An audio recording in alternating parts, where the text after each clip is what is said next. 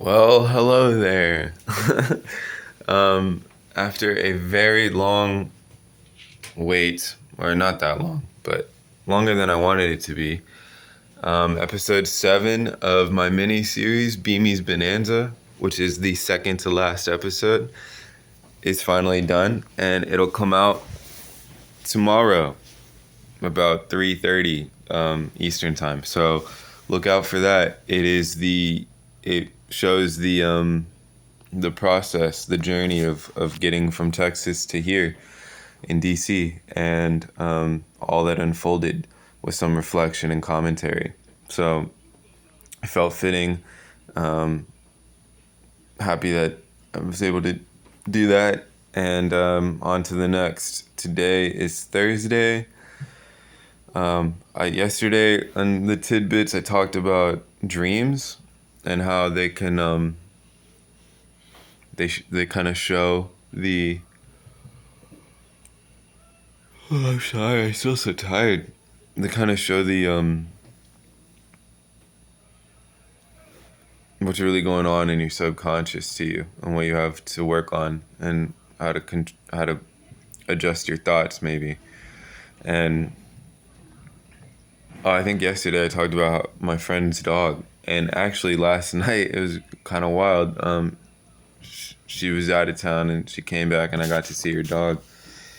And we reunited, just like the original dream that I had last week, where that happened. We reunited and we played, rolled around on the ground, and that happened last night. So it came true, which is pretty sweet, and it was so good to see them. And then this morning, I woke up and Amber woke me up like super early, like 3 a.m. She wasn't feeling good. Her stomach was gurgling. She wanted to go outside and eat grass and make herself throw up. And I just felt so bad for her. Oh, sorry. And yeah, I guess that's why I'm so tired. I woke up so early and I slept. Yeah, so I let her out and let her do her thing. And she's just the sweetest little girl. So I don't know. I just feel so bad when she doesn't feel good. And she came back in. We went back to sleep. It took me forever to fall back asleep. I felt like wide awake. And then when I woke up, I was dreaming about, like,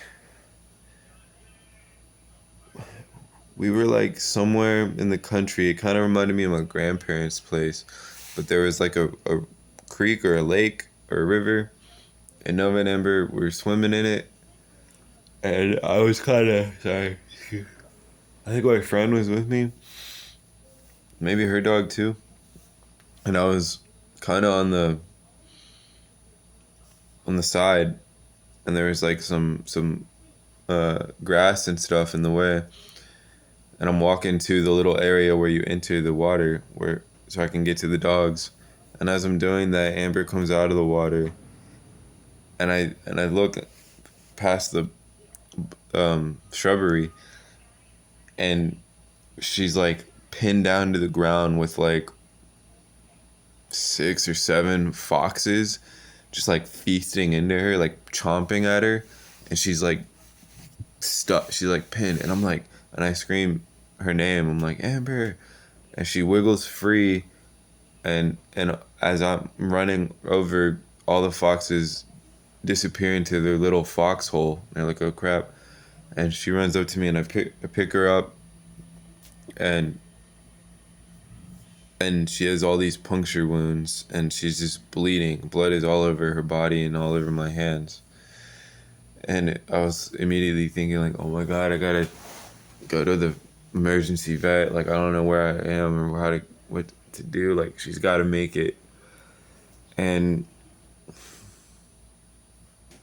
I don't know. I think that I just get so worried about them, and I care so much about my dogs that I kind of, anytime there's any little mishap with them, any little, oh, their tummy's upset or something, like, it feels so heavy. And I kind of blow it out of proportion because I just want them to feel their best so badly. And I'm really hard on myself on their, my responsibility to maximize their well-being and their life. And I think that I need to, relax a little bit, be proud of myself, be proud of us. We're really happy. Allow that to be felt of all how far we've come, all that we've achieved, and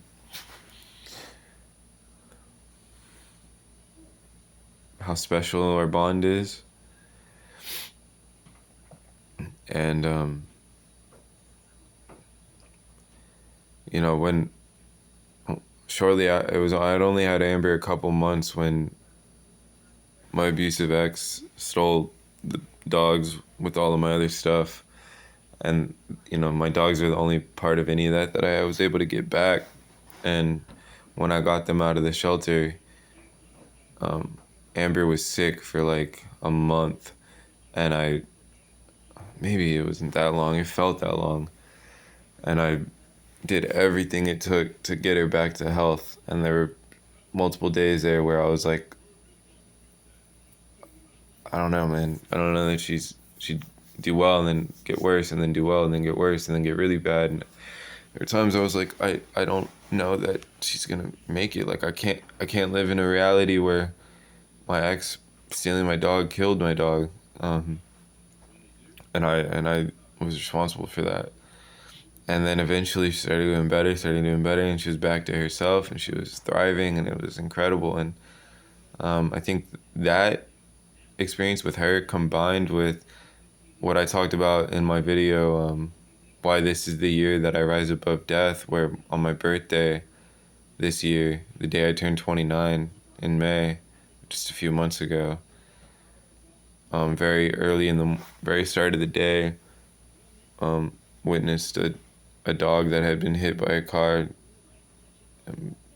I got him out of the street and into the grass, and there was nothing I could do, and he died bleeding in my arms. That combined with, I don't know, just the other dream I had about my friend's dog like yesterday. And I don't know, there's just a lot being felt and overcome and worked through, and